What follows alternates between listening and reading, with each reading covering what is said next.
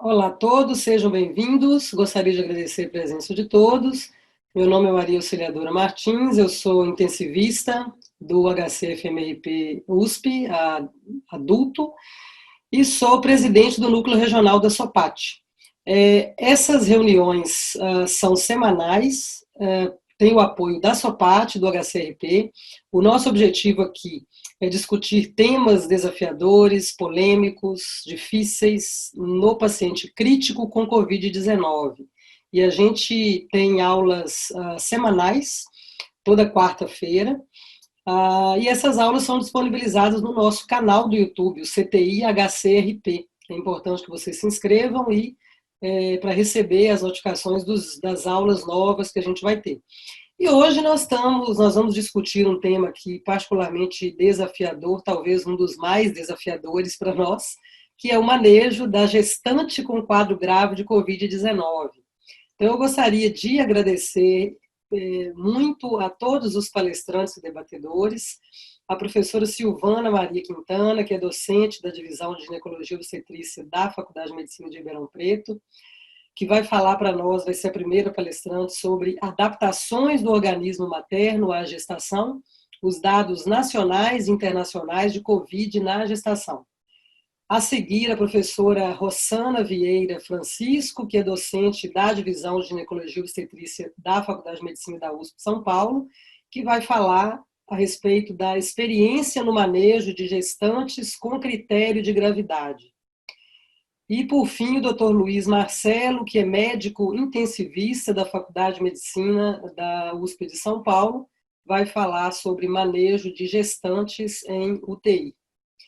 E agradeço igualmente a todos os debatedores, o Dr. Fernando Nani, que é médico anestesiologista da USP de São Paulo, professor Geraldo Duarte, que é docente da Faculdade de Medicina de Ribeirão Preto, a professora Elaine Moisés, que é professora da Ginecologia e Obstetrícia da Faculdade de Medicina de Ribeirão Preto, a doutora Jaciara Viana, que é médica intensivista, trabalhando juntas aqui no HCRP, e o doutor Marcos Feres, que é intensivista, chefe da UTI adulto do Hospital São Francisco de Ribeirão Preto. Então, eu agradeço a todos a presença, a participação. Nós vamos ter, então, 3 palestras de 15 minutos e, após, no final, o debate, os comentários e as questões das pessoas que estão participando.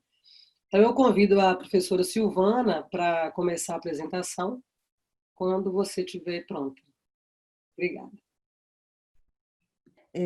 Boa noite a todos. Eu quero agradecer à auxiliadora e a todos vocês essa oportunidade para falar de um tema que a gente tem aprendido diariamente. O conhecimento muda, né? E as nossas apreensões, as nossas dúvidas também vêm aumentando diariamente, porque são várias descobertas, são vários estudos mostrando importantes modificações que esse vírus causa, e é lógico que, sendo ginecologista e obstetra, a nossa preocupação é com a saúde da mulher, especialmente a saúde durante o ciclo gravídico puerperal.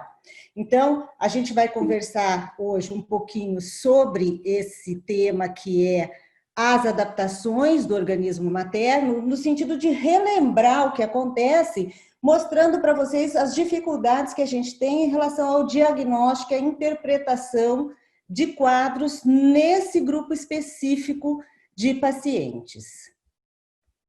Então, vejam, quando a gente fala para o obstetra em UTI, essa é uma foto do grupo de São Paulo, do grupo da professora Rossana, né? A gente se sente mais ou menos assim, certo? Realmente preocupado, porque só vai para a UTI, em princípio, uma paciente que está grave, e para nós a perda de uma paciente, de uma mãe, de uma gestante ou de uma puérpera é extremamente grave.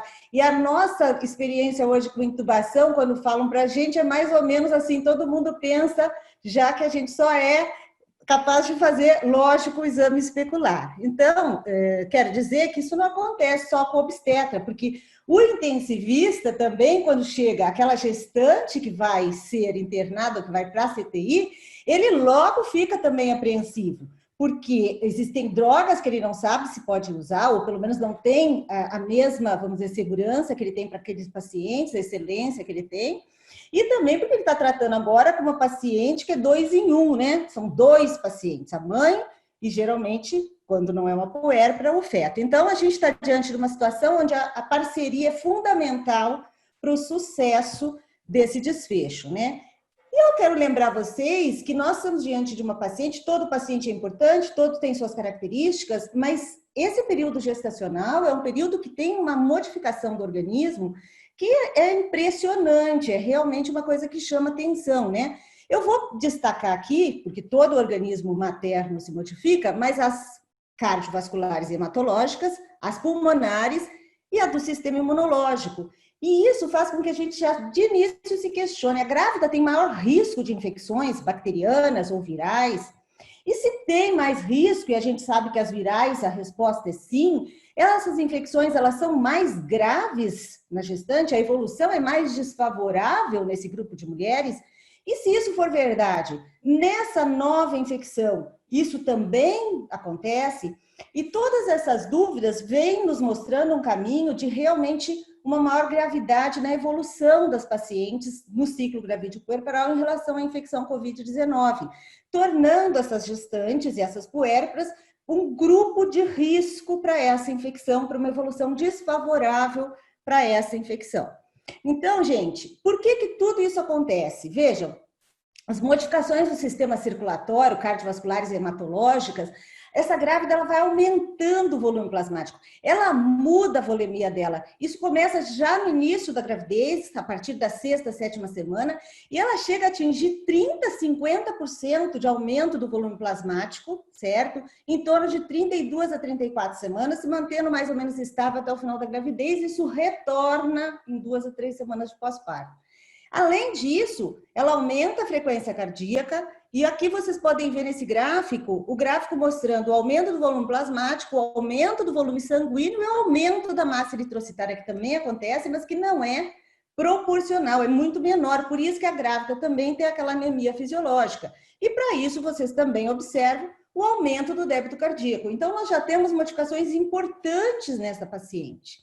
Para manter, para acomodar todo esse aumento, lógico que a grávida tem a queda da pressão arterial, pela redução da resistência periférica, que acontece no início da gestação, com tendência ao retorno próximo ao termo. E tudo isso acontece por mediação hormonal. Se a gente tiver que falar alguma coisa que acontece na gravidez que muda toda essa mulher, além do que hoje vem acontecendo, que essa tempestade de citocinas da Covid, é a nossa tempestade hormonal que acontece durante a gestação, certo? A vasodilatação, então nós observamos importantes modificações que precisam ser conhecidas e lembradas no momento em que nós temos uma paciente grave. E aí vejam, além disso, nós temos uma hiperplasia celular com aumento do volume de eritrócitos, uma redução da viscosidade plasmática, aumento de eritropoetina, diminuição da concentração de hemoglobina e diminuição de concentração de hematócrito. Além disso, leucocitose. A grávida aumenta os leucócitos. Aumentam proteínas inflamatórias de fase aguda, a proteína C reativa costuma estar elevada na gestação, assim como o VHS pelo aumento de fibrinogênio. Então, todas essas mudanças são necessárias e são conhecidas porque elas vão influenciar na interpretação dos exames laboratoriais. E aí, por essas modificações hormonais, estrogênios e progesterona, a gente fala que a gestação é um estado de hipercoagulabilidade. E isso já acende uma luz vermelha para a gente trabalhando com o Covid. Por quê? Porque a gente sabe que essa infecção também pode levar a um quadro aumentando o risco de tromboses. Então, veja, a grávida, ela aumenta praticamente todos os fatores de coagulação. Ela aumenta fibrinogênio e ela aumenta dímeros D. Então, a interpretação de dímeros D para nós, ela fica um pouco prejudicada para qualquer doença, também para a Covid-19, certo? Todos esses fatores são importantes quando a gente está avaliando gravidade, por exemplo, e intervenções numa gestante, né? Mudamos também a respiração. A gente sabe que a grávida tem uma demanda maior de oxigênio para oxigenar o feto, 10 até 20%.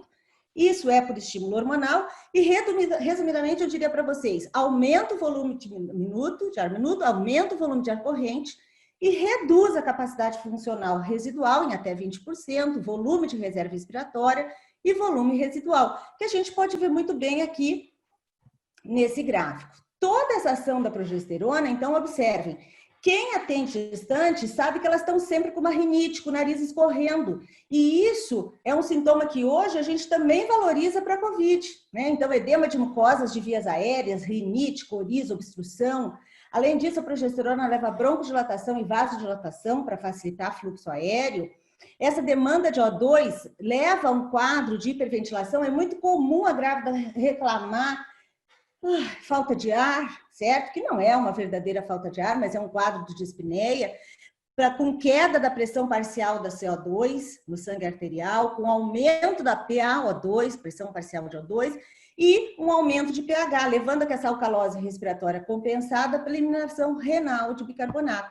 Então, hoje, com todas essas modificações, a gente tem dito que sim, as gestantes são mais suscetíveis a infecções respiratórias, especialmente as infecções virais.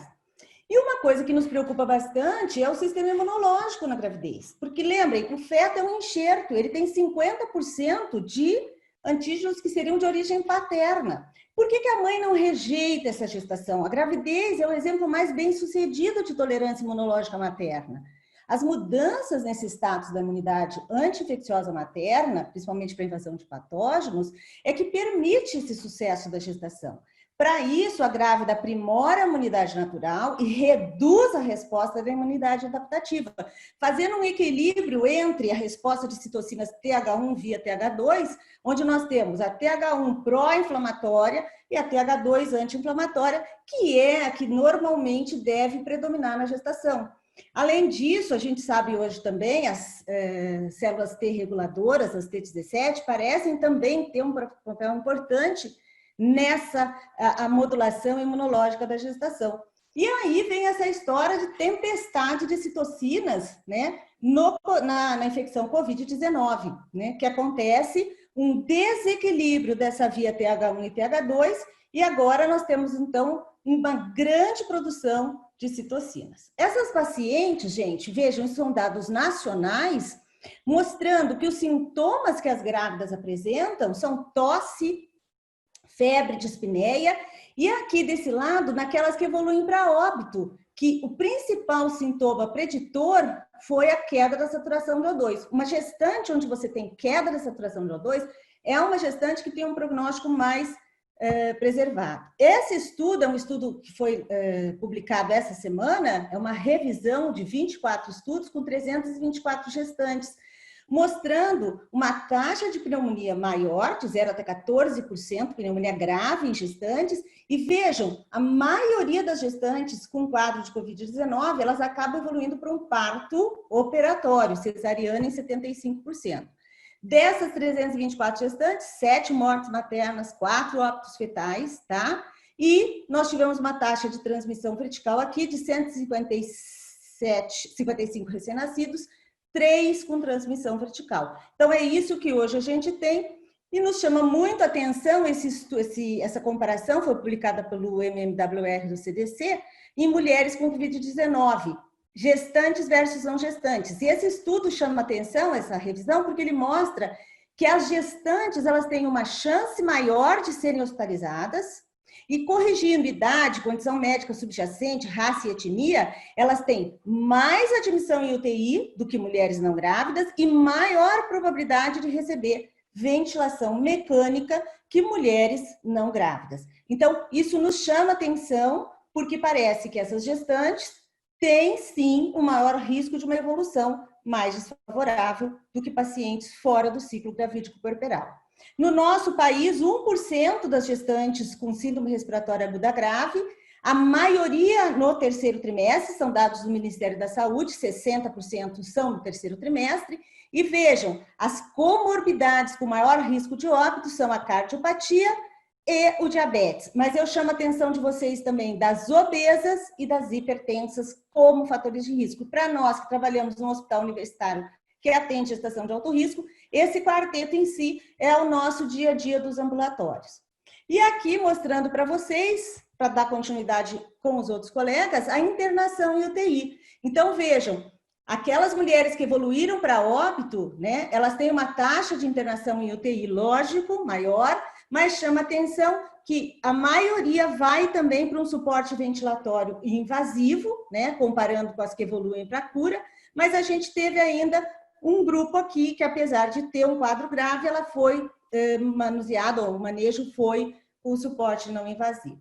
Então, isso é uma visão geral, relembrar o que a maioria de vocês sabe e lida, mas no sentido da gente, então, poder, quando atende esses casos, ter em mente todas essas mudanças e, de uma forma adequada, discutir com os colegas da UTI, podendo, então, fazer um manejo em parceria, procurando, obviamente, o melhor desfecho para o binômio materno-fetal. Eu agradeço e passo, então, para a auxiliadora. Excelente, professora Silvana. Eu acho que a gente poderia passar para os próximos palestrantes e abrir para a gente debater no final. Pode ser? Então, eu convido agora a professora Rossana, que vai falar para a gente sobre a experiência no manejo de gestantes com critérios de gravidade. Boa noite a todos. Eu queria inicialmente agradecer a auxiliadora por essa oportunidade da gente estar aqui dividindo experiências, né? Na verdade, nós estamos enfrentando uma doença que, quanto mais a gente troca experiências e vivências, melhor a gente fica. E a gente acabou começando aqui antes, né? Porque a epidemia chegou aqui antes, mas a gente vai estar conversando aqui para a gente poder entender um pouco tudo isso que vem acontecendo com a gente. Nós aqui no HC, nós tivemos uma oportunidade, né, de trabalhar de uma forma diferente, né, que foi a oportunidade que a gente teve, que acabou dividindo o hospital, e o hospital ficou um hospital COVID, e nós levamos toda a obstetrícia de alto risco para o hospital universitário, que ficou como um hospital não COVID. Tá? Mas desde o começo, apesar das evidências não mostrarem que a gente teria um aumento de casos em gestantes, todo mundo falava que gestante era que não era um grupo de alto risco, a gente decidiu manter um grupo no Hospital das Clínicas, porque nós acreditávamos que a gente teria um número grande de gestantes nessa situação. O que o HC usa de critério de internação para COVID? Né? Então, usa o critério de desconforto respiratório, caracterizado por uso de musculatura acessória, tiragem intercostal, batimento de asa de nariz, uma taquipneia, com uma frequência respiratória maior ou igual a 24, e uma saturação de O2 menor que 93 em ar ambiente. Aqui eu já chamo uma atenção, e depois vocês vão ver por quê, que eu acho que é bem interessante para a gente avaliar a parte de UTI, que é o cuidado com a vitalidade fetal. Porque esses critérios de saturação de O2, quando a gente está lidando com o feto, já é uma situação que é complicada. Porque no nosso mundo ideal de obstetrícia, essa saturação precisa ser maior que 95. Então, aí a gente já tem um primeiro ponto que eu deixo de debate e eu vou mostrar para vocês por que isso é tão importante para a gente. Quando a gente foi para o HC, a gente montou um fluxo de transferência de gestantes e puérperas para o ICHC. Então, o HU, como fica um hospital não COVID, qualquer sintoma que tivesse, a gente transferia o caso para o HC. E para outros hospitais, nós recebíamos tanto a síndrome respiratória aguda grave, né, que são os sintomas mais graves, sugestivo de pneumonia ou paciente necessitando de UTI, quanto quadros leves também, mas que tivesse uma intercorrência obstétrica grave. Então, foi isso que a gente definiu de quais casos iriam para o Hospital das Clínicas para segmento na obstetrícia. Então, aqui eu divido com vocês, né, tá por semana epidemiológica até a última semana, tá? Como foi o recebimento desses casos. Então, a gente tem os casos aqui em vermelho, são os casos que a gente recebeu do HU. Em verde, a gente tem os casos que a gente recebeu pelo sistema CROSS. E algumas pacientes, a obstetrícia sempre foi porta aberta, nunca foi referenciada. mesmo no HC, né? A gente luta para ter um referenciamento, mas chegou na porta a gestante, não vai ser barrada. E sim, algumas gestantes, quando souberam que o Instituto Central do HC era um instituto para atendimento de Covid, a gente tem aqui em roxo algumas pacientes que procuraram o Hospital das Clínicas e que chegaram em condições de internação e que eram pacientes que ou tinham uma suspeita forte de Covid ou tinham até uma confirmação de Covid. Aqui já chama atenção para a gente, algo que eu espero que na 30ª semana, que é essa que a gente está vivendo, a gente tem uma mudança nesse panorama, que é o fato que a 23ª semana foi o nosso recorde de internações, com 21, mas a semana 29 nós tivemos 20 internações. Tá? Então, isso voltou a nos preocupar. Quando a gente olha essas internações, então, por local de residência, né, a grande maioria da cidade de São Paulo, que está em vermelho, e esse aumento na 29ª também é relacionado à cidade de São Paulo. Região metropolitana e outras localidades, a gente acabou recebendo casos no HC de pacientes que estavam a uma distância até em torno de 100, 150 quilômetros. Mas isso eu acho que é um fato importante também. A gente passou a orientar os serviços que assim que a gestante passasse a precisar de oxigênio, mesmo que fosse um catéter de O2, ela fosse transferida para o Hospital das Clínicas. Porque o que a gente percebeu para as gestantes é uma piora muito rápida. Então, às vezes, alguém que está com um catéter, 6 horas depois está numa UTI. Então, no nosso entendimento, a transferência para a UTI deve ser da nossa enfermaria para a UTI, né? E não o caso já chegar direto necessitando de UTI. Porque quando ele chega já precisando de UTI, a gente teve alguns problemas desagradáveis de, por exemplo, na transferência, mesmo sendo dentro da cidade, não ser avaliado corretamente a quantidade de oxigênio necessário para aquela transferência. Então, acabar o oxigênio no meio do transporte, a paciente sair do lugar em uma condição e chegar muito pior. Então, isso foi algo que a gente organizou com a Secretaria Estadual de Saúde e está até na nota técnica da Secretaria Estadual de Saúde, né, dizendo que gestante, se precisar de catéter, ela deve ser transferida para um local que tenha UTI materna, né, e sempre equipe de obstetrícia, porque mesmo que a idade gestacional seja baixa, ela pode evoluir para abortamento ou para óbito fetal, e nós vamos precisar da equipe de obstetrícia, e a depender da viabilidade, e aqui a gente colocou a partir de 23 semanas, que ela seja encaminhada para um local que tenha UTI neonatal e equipe de neonatologia. Por que 23? Porque a viabilidade para a gente são 25 semanas, e muitas dessas gestantes, elas entram e ficam por um tempo até maior do que 2 semanas. Né? Então, e depois que a gestante entrou, piorou e está numa UTI, você não tem como transferir. Então, você tem que prever isso antes. Não adianta a gente estar internando e depois pensar em transferência. Um ponto que eu tenho questionado muito, se vocês olharem aqui em azul, a maioria das pacientes internadas, a gente tem mais de 180 pacientes internadas, né, nesse período, e a maioria delas chegou como gestante e não como puérpera. Então, eu questiono muito essa história da mortalidade em puérpera. Eu acho que a mortalidade acontece em puérpera porque elas chegam gestantes e nós fazemos o parto. E aí o óbito acontece na puérpera, mas muito mais relacionado, porque nós já fizemos o parto, do que da gravidade mesmo. São raros os casos onde a gente tem o parto e depois do parto a puérpera vai para casa e ela retorna com Covid numa condição pior. Então, se vocês olharem aqui em vermelho, a gente tem menos gente, menos puérpera. Quando a gente faz a internação, aqui está o que a gente escolhe de rotina, né? E isso é a rotina do próprio HC, esse é o protocolo do HC, e eu vou mostrar para vocês um pouquinho do que a gente faz para a gestante, né?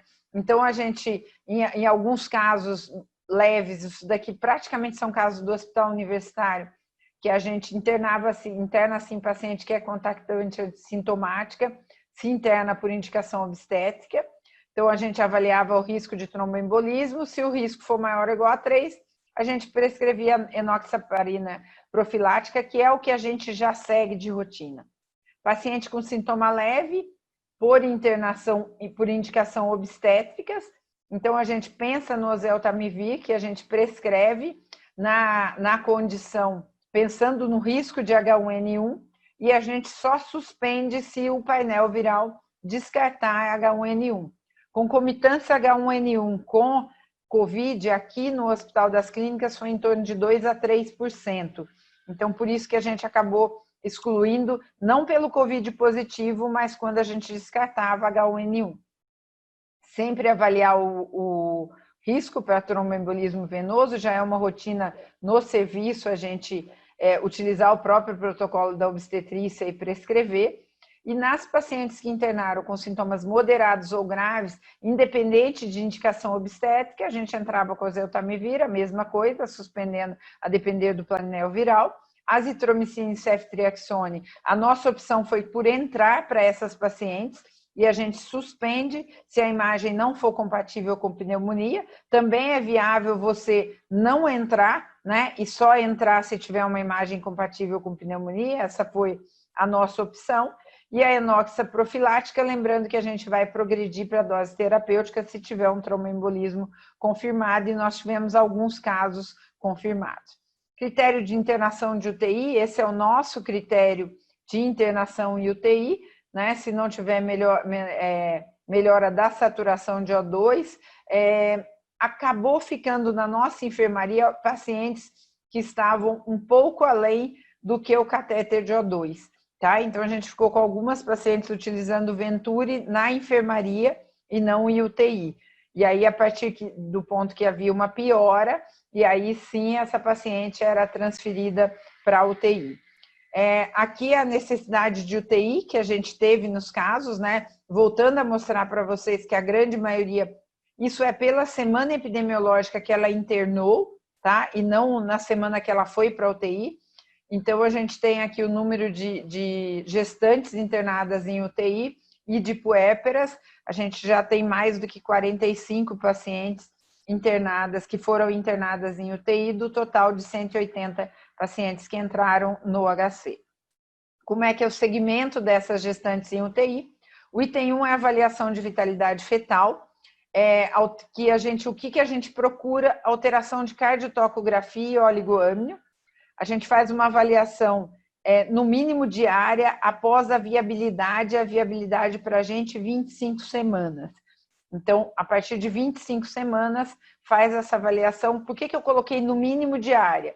Porque, a depender da instabilidade do quadro clínico materno, a gente chega a fazer a avaliação 3 vezes ao dia, ou então passar 2 horas, 3 horas na UTI, avaliando esse feto e tentando trabalhar junto com a equipe da UTI para melhorar esses parâmetros. O que acontece? Quando a gente tem um distúrbio de oxigenação do feto, a gente vai ter uma hipoxemia, que é a diminuição da PO2 do sangue fetal. Para a gente ter uma PO2 excelente, a gente precisa de uma saturação de 95, especialmente se a gente estiver com gestações mais avançadas, acima de 34 semanas, tá? Depois, se a gente não consegue isso, vai para hipoxia, diminuição de PO2 de tecido, e depois a gente vai ter, então, anoxia, e aí a gente vai ter uma acidose metabólica fetal e óbito fetal. Meta, saturação de O2 maior do que 90 e o mais próximo possível de 95, tá? Então, menos que 90 para a gente vai ter complicações, tá? E aí, essas complicações vão acabar impactando, por quê? Porque existe, obviamente, uma tendência para não entubar a gestante, mas se a saturação cair demais e eu tiver que indicar o parto pelo sofrimento fetal, essa gestante será entubada. Então, a gente tem que achar um equilíbrio e trabalhar junto para conseguir evitar essa situação.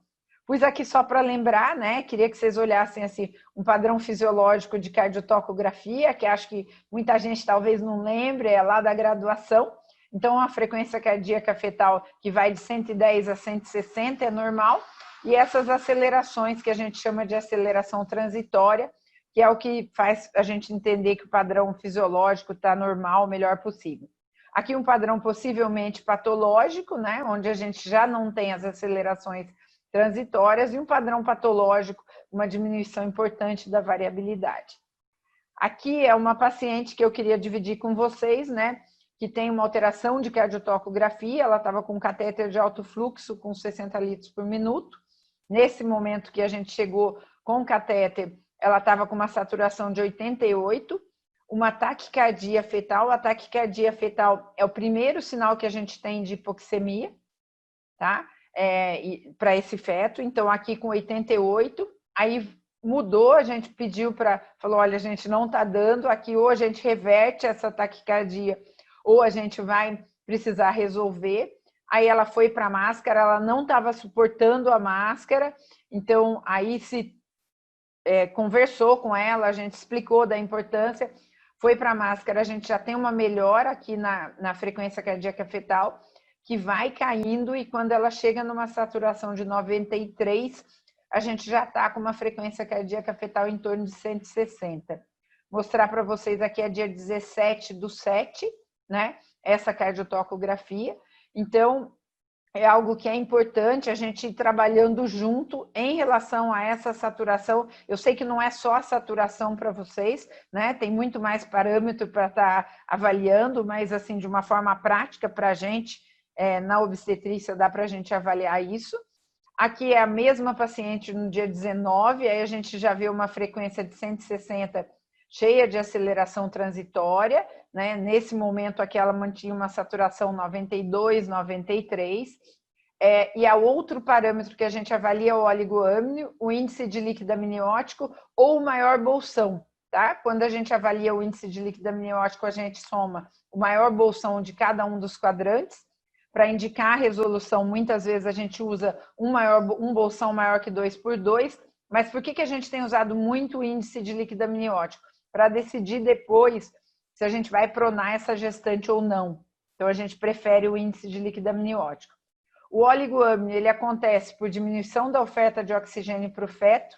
Então, se eu diminuir a oferta de oxigênio para o feto, ele vai privilegiar órgãos nobres, cérebro, coração, diminui fluxo para rins e membros, e o líquido amniótico é diurese fetal, tá? Na sua grande maioria. Então, se eu tiver uma diminuição da oxigenação, eu acabo tendo oligoâmnio. Isso a gente vê, se for olhar o Doppler, ele vai ter uma umbilical normal com uma cerebral média com centralização. Não adianta olhar Doppler, porque o Doppler de umbilical vai dar normal. E a outra causa para o oligoâmnio é um balanço hídrico negativo muito importante. Lembrar também que com uma frequência respiratória alta, uma saturação baixa, né, esse cansaço da paciente também vai levar à perda de água pela respiração materna. Se a gente deixar um balanço hídrico muito negativo, vamos ter oligoâmnio. E o líquido amniótico, ele muda a cada 24 horas. Então, dá para a gente ir conversando e dizendo, quanto está o I? Eu tenho um líquido amniótico de 12. Eu preciso apertar um pouco mais e fazer um balanço hídrico mais negativo. Ok, amanhã a gente reavalia. Tá? Então, dá para fazer uma avaliação contínua dessa situação. Em relação à pronação, uma aluna minha de doutorado, ela desenvolveu na Unisanta, em Santos, junto com a engenharia, uma maca para pronação. Essa maca ela é patenteada, ela está agora num processo final de liberação para a Anvisa. Eu orientei essa aluna para a gente avaliar a influência da posição prona, né, tanto na hemodinâmica materna e fetal, e isso nos dá segurança para pronar as gestantes, porque a hemodinâmica materna melhora, né, foi feito em gestantes sem nenhuma alteração, então gestações normais, e para a parte fetal, a frequência cardíaca fetal fica melhor ou, no mínimo, igual a colocar a paciente em decúbito lateral esquerdo. Então, com isso, a gente tem a segurança para a pronação. Quando a gente vai fazer a pronação, aqui é uma gestante nossa que estava pronada, ela já pronou 2 vezes, tá? Hoje ela despronou. A gente faz sempre uma avaliação completa da vitalidade fetal. Depois a gente prona a paciente. essa paciente eles ficam pronados por um tempo grande, né? Então, 16 horas, chegou a ficar pronada essa paciente por até quase 24 horas. Desprona a paciente, avalia a vitalidade fetal de novo, tá? A gente tem a segurança de que se a vitalidade fetal está boa, quando ela está pronada, ela vai receber mais oxigênio e essa vitalidade estará melhor ainda. Cardiotocografia para avaliar a vitalidade. Cardiotoco, avaliação de líquido amniótico, avaliação de Doppler, só para a gente descartar uma insuficiência placentária por outras causas. Então, uma gestante diabética pode ter uma insuficiência placentária por conta do diabetes e não por conta do Covid. Por conta do Covid, a gente não viu. Se houver sofrimento fetal, ILA menor que 5, não pronar, ou, na verdade, a gente pode indicar uma resolução, ou a gente pode decidir pronar, considerando o risco de óbito fetal, mas chegando à conclusão, alguém que vai pronar já está numa situação bastante crítica, onde em algumas situações a gente pode ter que considerar o risco de óbito fetal para benefício materno. Eu já estou acabando, tá? Então, de momento do parto, a gente tem as indicações são maternas ou fetais. No começo a gente indicava muito para tentar melhorar a parte das modificações gravídicas, né? Mas a gente foi vendo que talvez isso não fosse uma boa ideia, porque quando se faz uma cirurgia em alguém com Covid, a gente aumenta muito a morbidade e a mortalidade, a gente banaliza muito a cesárea, mas numa cesárea se perde em torno de 1.000 ml de sangue, então não é algo simples para alguém que já está com tantas complicações, e para as indicações fetais. Local do parto, se é no centro obstétrico ou na UTI, nós fizemos 3 partos na UTI, tá? E o que a gente leva em consideração para isso? Se o transporte piora as condições maternas. A pergunta certa não é se dá para transportar, tá? Se dá para transportar, se a gente perguntar isso, a resposta vai ser sempre dá. A pergunta é, se eu fizer o transporte dessa gestante, eu pioro muito as condições maternas? Porque se é uma cesárea planejada na UTI, a gente consegue fazer com todos os cuidados para não aumentar a infecção, que é o maior problema que tem, né? Então, considerar parto em UTI sempre que for realizar uma intubação também em paciente crítica. Então, o que a gente faz quando a gente faz um parto na UTI? Essa paciente ia para a intubação, realiza a avaliação completa da vitalidade fetal antes, mantém a cardiotocografia durante a intubação, tá? Então, a paciente aqui é antes da intubação, a intubação começa aqui, com uma saturação de 88. Essa paciente teve uma queda importante da saturação, chegou a cair a saturação para 47. Quando a saturação cai, a gente sempre espera para ver se acontece uma recuperação, porque se houver a recuperação, o ideal é que a gente recupere essa frequência cardíaca fetal e faça o parto já numa situação de recuperação. Essa paciente não teve recuperação, essa saturação manteve-se em 47, a frequência cardíaca fetal chegou a 60, a gente indicou a cesárea e o APGA foi 2, 5 e 9, tá? Nessa situação, o que é importante? Então, manter essa cardiotocografia durante a intubação vai dar para a gente a noção de se a gente pode aguardar, se a gente tem que sair correndo, se a cesárea tem que ser feita concomitantemente, tá? Lembrando que se a gente tiver uma intercorrência mais grave, que for uma parada durante a intubação, nessa situação, a gente vai ter que retirar esse feto em 4 minutos. Significa que enquanto está acontecendo a reanimação, a cesárea está acontecendo simultaneamente.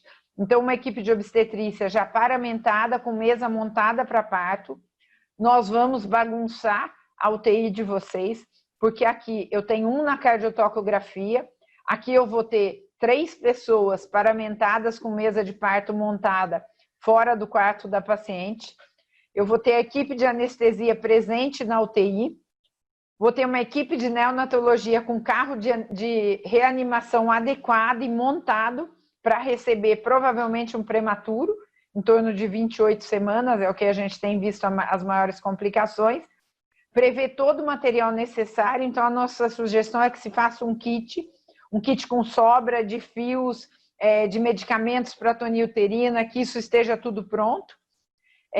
Essa paciente, ela manteve uma saturação muito ruim durante a cesárea foi de início ao fim, cesárea feita por assistente, então não é residente que vai fazer, tá?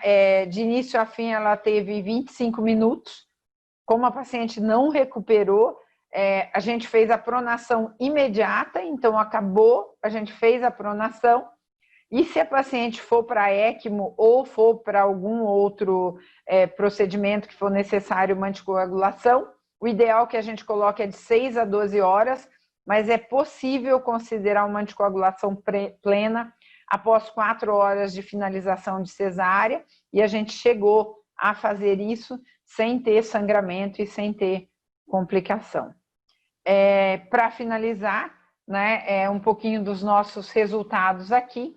Então, das internações e altas de pacientes obstétricas no HC, a gente teve a maioria das pacientes com alta, e nós tivemos dessas pacientes, do total de pacientes internadas, considerando as 45 que foram para a UTI e confirmando o que a Silvana disse em relação à intubação, 35 pacientes com intubação, né, 10 não e 35 com.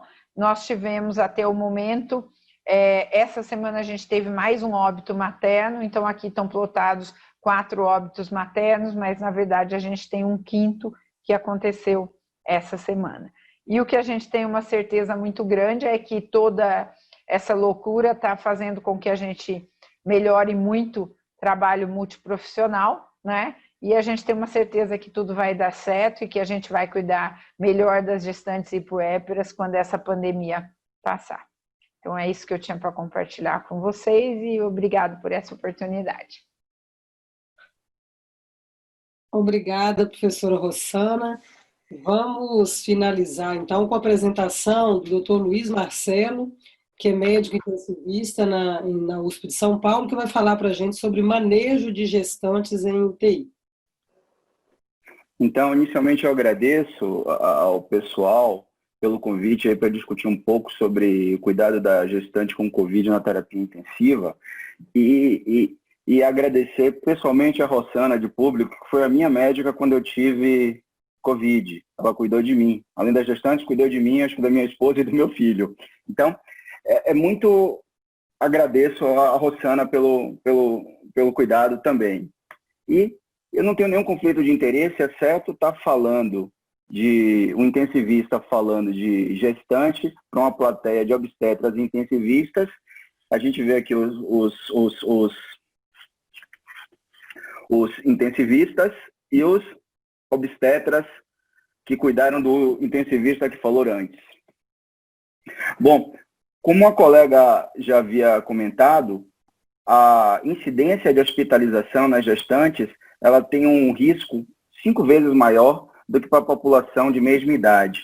A taxa de admissão de UTI dessas pacientes, ela tem um risco relativo de 1,6% maior que a população, e a taxa de ventilação mecânica chega a ser o dobro da população de mesma idade. Contudo, parece que a taxa de mortalidade ela é relativamente menor. Mas qual é a diferença entre a gestante e a não gestante com Covid? Quando a gente olha do ponto de vista de terapia intensiva, isso que nos dá medo é que essas pacientes, elas têm alterações nas vias aéreas, tá certo? Como já foi apresentado na primeira discussão, ela tem aumento do tamanho das mamas, ela tem engurgitamento da árvore respiratória, e isso daí faz com que o posicionamento e a intubação traqueal seja um pouco mais trabalhosa do que numa paciente que não tem isso. Vai ser um pouco mais difícil intubar. Além disso, a gente sabe que ela tem uma capacidade residual funcional reduzida, com a necessidade com um maior consumo de oxigênio por uma demanda metabólica maior, e isso leva a uma chance maior de saturação durante a respiração normal, durante a intubação. E isso é particularmente relevante quando a gente tem uma paciente que tem uma doença pulmonar, ou seja, quando ela tem um COVID, a pneumonia por COVID. A chance dessa paciente com uma CRF menor em 20% ter queda da saturação é muito maior.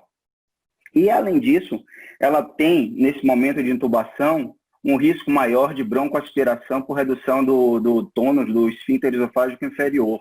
Então, essa é uma paciente que ela é já complicada quando ela chega na UTI para a gente. Esse era um grande desafio que a gente teve quando a gente estava cuidando dessas pacientes. A Rossana, ela comentou de alguns casos de gestante. Eu queria pegar um dos casos que ela comentou e trazer a ilustração para vocês. Uma paciente de 36 anos, primigesta, com 28 semanas de gestação, hipertensa, com índice de massa corporal de 37,6, uma paciente obesa. Ela tinha 5 dias de sintomas antes da internação, com febre de dispneia, e uma tomo de tórax que mostrava que tinha comprometimento de uma avaliação qualitativa de 50% do parênquima pulmonar. E na chegada no hospital, ela chegou com um catéter de 6 litros de oxigênio por minuto, com uma saturação de 94%. Depois das avaliações da obstetrícia, enfim, de todo o trâmite inicial, ela foi transferida para a UTI, e uma das coisas que nos chama muito a atenção é quanto mais rápido essa paciente se indique a UTI, ela chegue na UTI, é melhor para a gente tratar. Quando ela chega com mais disfunções orgânicas, o tratamento é um pouco mais complicado. Se ela vem com choque ou com alguma outra coisa que a gente precisa fazer ressuscitação, então o risco da gente é pior. Então, idealmente, quando essas pacientes chegam, se elas chegarem sem disfunção orgânica, para a gente o prognóstico nos parece melhor. Nos nossos casos, como a Rosana comentou, essas pacientes chegaram numa condição razoável e o índice de letalidade é baixo. Então, na chegada dessa paciente, a conduta foi, ela já vinha tomando ceftriaxona, ela recebeu na entrada do hospital ceftriaxona, azitromicina, ela usava metildopa e recebeu oseltamivir. Como era uma paciente grande, seguindo o protocolo institucional, com IMC alto, ela ganhou enoxaparina 60 miligramas, corticoide, e na UTI foi iniciado máscara de Venturi.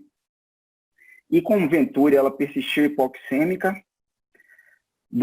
Com a hipoxemia, ela passou por um catéter de nasal de alto fluxo, com um FA2 de 50%, um fluxo bem alto, e mesmo assim ela teve piora do quadro. Então a primeira discussão que a gente tem é como que a gente deve se proceder com essa paciente do ponto de vista de reflexão sobre intubação ou não. Deixa eu passar um slide para frente, acho que ficou fora de ordem. Então, aqui a gasometria do lado esquerdo, quando ela estava com catéter nasal de oxigênio de 6 litros por minuto, ela tinha uma PaO2 de 90%. No dia seguinte, ela teve a piora inicial, passou para o catéter nasal de alto fluxo com FO2 de 50%, mesmo assim ela mantinha uma PaO2 de 81, ou seja, estava menor do que 200 de relação PaO2 a FO2. Voltando. Então, como que a gente se comporta? A gente começa sempre com catéter nasal de alto fluxo para tentar atingir uma saturação de 90%. Se a gente não, o catéter nasal comum, se a gente não consegue atingir 90% e a paciente ela não apresenta condições como choque ou rebaixamento de nível de consciência, ou a hipoxemia não é tão intensa, a gente tenta começar com catéter nasal de oxigênio, observa os sinais vitais, considera, quando for possível, utilização de catéter nasal de alto fluxo ou ventilação não invasiva, e a gente vai avaliando a cada hora para ver como é o comportamento dessa paciente. Se essa paciente, mesmo na vigência de catéter nasal de alto fluxo ou ventilação não invasiva, não tem uma melhora, ou tem choque, ou rebaixamento de nível de consciência, ou mostra um padrão respiratório com trabalho respiratório muito alto, então a gente passa para intubação. E aí, quando a gente pensa em intubação nesse subgrupo particular de paciente, a gente tem algumas coisas que a gente tem feito em conjunto com a obstetrícia para a gente diminuir o risco. A primeira coisa é sempre, quando ela está piorando, manter o contato contínuo com a obstetrícia e para eles se prepararem, caso seja necessário realizar uma cesárea de urgência. Habitualmente, quando a gente pensa antes da intubação, eles sempre estão fazendo cardiotocografia, eles sempre estão dentro da UTI à medida que vai piorando e a gente vai discutindo as condutas. A intubação é uma dessas condutas, tá certo? E a gente sempre se prepara, quando a gente vai intubar essa paciente, para uma via aérea difícil. A gente deixa sempre o equipamento disponível. E aí eu falo de máscara laríngea, videolaringoscópio, bugie, Nesse caso particular, a gente não tem feito broncoscopia, a gente sempre tem feito intubação por sequência rápida, o que impede a utilização de broncoscopia. Isso não só aumenta o risco da paciente, porque a tolerância à hipóxia, o tempo para ela desenvolver hipoxemia é muito curto, já que ela tem a doença pulmonar e uma CRF diminuída, tá certo? Então, a gente sempre intuba com sequência rápida e quem sempre intuba é o mais treinado. De preferência, o chefe da UTI, se não, o anestesista mais velho.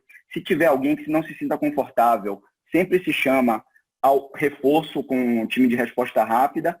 E a gente sempre tem que ficar preparado, porque nesses casos, a chance dessa paciente fazer hipoxemia grave TPCR é muito grande. Então, uma vez que a gente faz essa intubação, a gente pensa na estratégia ventilatória. E a Rosana comentou, ela é um pouco mais animada, ela espera ter 95, e a gente da UTI, nesse caso particular de gestante, a gente espera que fique pelo menos acima de 92, na ideia de tentar evitar sofrimento fetal. A estratégia ventilatória da gente, habitualmente, é uma estratégia ventilatória protetora com 6 ml por quilo. Às vezes, essa doença é uma doença estranha. Às vezes, o paciente tem complacências mais altas. Se ela tiver uma complacência normal, perto do normal, a gente pode até tolerar um volume corrente um pouco mais elevado.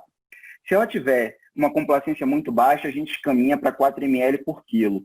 E a gente tenta controlar com a frequência respiratória o CO2 para evitar que ela faça muita hipercarbia, faça muita acidose respiratória e isso daí possa trazer consequências fetais. E a gente, isso é uma percepção intuitiva da gente, tentar ajustar o PIP no menor valor possível para que isso possa interferir menos com a hemodinâmica, eventualmente deixar o útero menos congesto, tá certo? E com isso, daí, quem sabe, melhorar a perfusão da placenta e com isso diminuir a chance do feto, do concepto, ter alguma situação de hipóxia ou de sofrimento fetal que a gente possa prevenir. E, via de regra, quando a gente inicia a ventilação mecânica nessas pacientes, a gente tem iniciado com curarização contínua. A estratégia que a gente tem utilizado, a gente já tem uma tabelinha que a gente está utilizando para todos os pacientes. A gente garante com que a sedação, a analgesia e nessa fase inicial curarização sejam adequadas.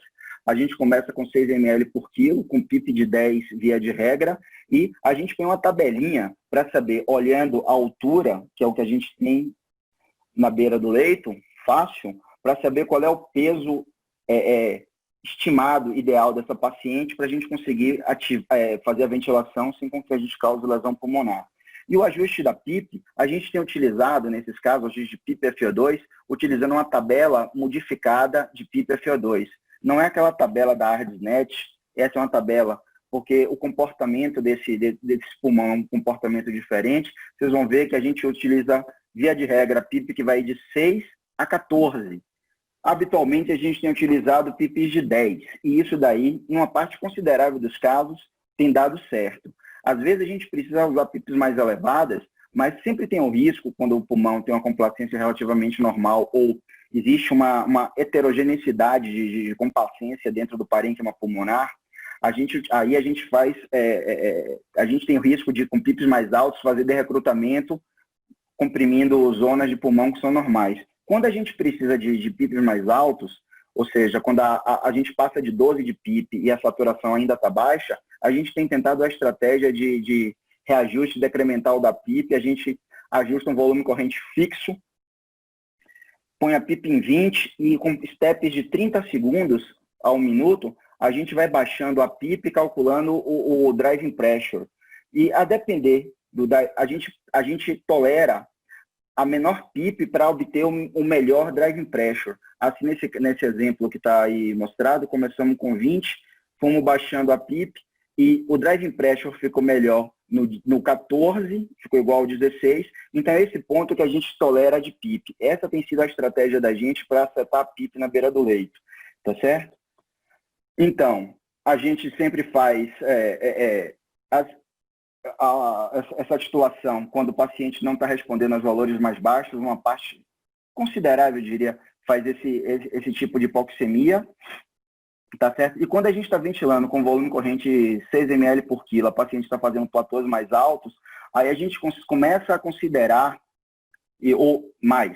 ou está fazendo relação PO2 menor do que 150, na média, a gente começa a considerar estratégias para ver se a gente consegue tratar dessa paciente com posição prona ou, eventualmente, manobra de recrutamento. Manobra de recrutamento a gente tem utilizado apenas em casos excepcionais, tá certo? Porque muitos desses pacientes têm uma complacência próxima do normal. A doença que leva à hipoxemia não é objetivamente colapso, como a gente observa em pós-operatório de pacientes cirúrgicos, submetidos à cirurgia cardíaca, ou pacientes com SARAs de outra natureza. Essa é uma doença que parece ter uma participação da relação ventilação-perfusão muito intensa, não associada ao colapso. Então, para isso, talvez a estratégia melhor que a gente tem utilizado é a utilização de posição prona. Posição prona é uma manobra que tem sido bem efetiva, a gente tem conseguido utilizar mesmo nos obesos, mesmo nas gestantes, como a Rosana citou, tá certo? Ou, eventualmente, óxido nítrico. Óxido nítrico, em algumas circunstâncias, é um pouco mais trabalhoso, ventilador de sistema aberto, enfim, a gente não sabe qual é o impacto de óxido nítrico no feto, mas a gente tem utilizado em outros subgrupos para tentar melhorar o acoplamento VQ, já que ele é um vasodilatador pulmonar seletivo e com isso a gente consegue melhorar um pouco a troca gasosa. ECMO, a gente utiliza em casos excepcionais, a gente precisa de uma quantidade de recursos muito elevadas e aqui no HC, dada essa condição de crise, a gente teve que aumentar o número de leitos para 300 leitos de UTI dentro do nosso Instituto Central. Então, a gente tem utilizado em casos selecionados. Nesse caso que a gente vem comentando, a gente utilizou a maca que a Rosana mostrou para vocês. Essa maca, ela tem uma região central que você consegue, quando você põe um paciente em posição prona, regular a altura onde vai ficar a barriga da paciente. Então, isso daí facilita muito com que a gente ponha a paciente em posição prona e a gente não precise de muitos coxins no tórax e nos quadris e a gente não vai causar uma compressão do abdômen quando ela está em posição prona, nesse caso particular de paciente obesa. A estratégia da gente para pôr essa paciente em posição prona, deixa eu ver se eu consigo rodar o filminho, como vocês estão vendo, a gente enrola ela com um lençol em cima e um lençol embaixo, a gente faz um pastel, e aí com toda a equipe, a Rosana tinha 5 pessoas dentro da sala, para pôr em posição prona, a gente vai com 8, mais ou menos. E o time conseguiu, fazendo essa manobrinha daí do pastel, do rolinho, com os lençóis, todo o time junto vai se sincronizando e a gente consegue, agora eles vão fazer a última mudança, e aí eles conseguem pôr a paciente na posição prona. E isso daqui é uma imagem, logo depois que a paciente foi colocada em posição prona, se vocês observarem na região abdominal dela, vocês veem que ela tem uma depressão. E aí a gente consegue acertar a altura dessa depressão para que ela não fique com a barriga comprimida, não tenha hipertensão intraabdominal e a gente consiga ventilar bem essa paciente e o feto continue a ser bem perfundido. Uma outra estratégia que a gente tem utilizado, e certamente todo mundo que tem tratado o COVID utilizado, é corticoide naqueles pacientes que precisam de oxigênio. Isso está associado tanto em pacientes com oxigênio terapia não invasiva e invasiva com redução de mortalidade. Uma particularidade do nosso serviço é que a gente tem aqui, de acordo com o protocolo institucional, sugerido terapia antitrombótica de uma maneira um pouco mais intensa. A gente tem deixado esses pacientes, nesse caso particular, o paciente inicialmente começou com 60 miligramas de enoxaparina, depois a gente passou para anticoagulação plena, porque ela foi para UTI, ela considerava de alto risco, e o medo dela fazer um evento trombótico, que a incidência na população geral é de em torno de 40% dos pacientes com Covid na sua forma grave, e como a gestante ela tem um risco mais elevado por conta das alterações associadas à gestação de fazer fenômenos trombóticos, então a gente passou para anticoagulação plena. Nesse caso particular, a gente começou com enoxaparina e que foi transformada em heparina contínua pela possibilidade de, em algum momento, ter uma piora. Essa paciente, veja, a gente pôs ela em posição prona, gestante. O concepto estava dentro da barriga. Não é uma paciente puérpera. Então, a heparina a gente manteve não fracionada para ter a possibilidade de reversão, caso fosse necessária uma reversão para cesárea de urgência. Uma outra coisa que a gente tem tomado cuidado é que a gente montou uma diretriz institucional de sedação para pacientes com Covid. Isso na tentativa de organizar e direcionar a utilização dos fármacos adequados. A gente passou períodos aqui na nossa instituição que a gente teve falta de fentanil, falta de cisatracúrio. Então, a gente começou a montar uma estratégia para fazer a sedação de maneira mais adequada. E a lógica da sedação, que é o mais importante, a lógica do processo sempre que possível, a gente tenta evitar a intubação. Sempre que possível, a gente tenta manter catéter de alto fluxo e ventilação não invasiva. No começo da pandemia, a gente começou tratando esses pacientes com mais ventilação invasiva. Ao longo do tempo, a gente aprendeu que quanto menos ventilação invasiva fosse necessário, melhor para o prognóstico do paciente. Então, aí a estratégia de sedação da gente, habitualmente, é naquela fase de curar e tentar sedar profundamente. Uma vez que a gente tira o curário, a gente tentava tirar o curário relativamente rápido, nos primeiros 3, 4 dias, uma vez que tivesse melhorado a oxigenação. Claro, sempre posição prona, a gente está utilizando ainda a curária, a gente não prona sem utilizar a curarização plena. Enfim, tão logo que possível, a gente tenta tirar a sedação e deixar a sedação mínima para evitar que a gente tenha as complicações associadas ao uso excessivo de sedação. E isso porque a gente tem observado agora, a gente tem uma coorte de pacientes que já estão fazendo 2 meses, a gente tem uma investigação sobre disfunção cognitiva, que uma parte considerável desses pacientes tem desenvolvido problemas neurológicos. Esse é um relato do jornal Eu País, imprensa leiga, que fala que mais da metade dos espanhóis que foram internados por coronavírus desenvolveu alguma sorte de problema neurológico. Uma outra coisa que a gente tem prestado bastante atenção com esses pacientes na terapia intensiva é que a gente tem um protocolo de suporte nutricional intenso. A paciente gestante, ela já tem a sua demanda metabólica aumentada, mas além disso, a inflamação induzida pelo Covid-19 causa um processo inflamatório muito intenso e um catabolismo muitíssimo agressivo. E a gente piora ele dando corticoide, a gente piora ele dando bloqueador neuromuscular. Então, esses pacientes, eles desnutrem muito rapidamente. E a gente tem visto casos de desnutrição nos quais os pacientes, depois de um período curto de UTI, 15 dias, eles estão absolutamente fracos, tá certo?